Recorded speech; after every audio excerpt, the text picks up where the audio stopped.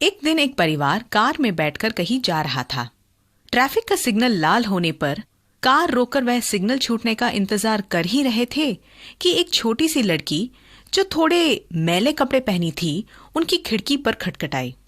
Car के अंदर एक माता पिता अपनी छोटी सी बेटी के साथ बैठे हुए थे और पिता कार के अंदर बैठे सिगरेट पी रहे थे।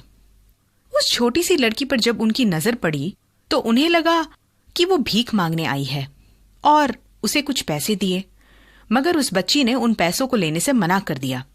उसकी बजाय उसने उस आदमी से एक सवाल पूछा। सवाल कुछ इस प्रकार, क्या आप अपनी बेटी को सभी सुख सुविधा और लाड प्यार से बड़ा करना चाहते हैं?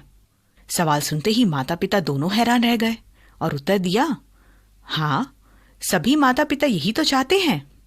फिर बच्ची ने कहा, अगर आप सच्ची में यही चाहते हैं तो सिगरेट पीने की आदत छोड़ दीजिए, वरना आपकी बेटी की हालत भी मेरी जैसी हो जाएगी। धूम्रपान की इसी आदत के कारण मेरे पिताजी को फेफड़ों का कैंसर हुआ और वह चल बसे। अगर उन्होंने अपनी लत पर काबू कर लिया होता तो आज मैं यहां ना होती।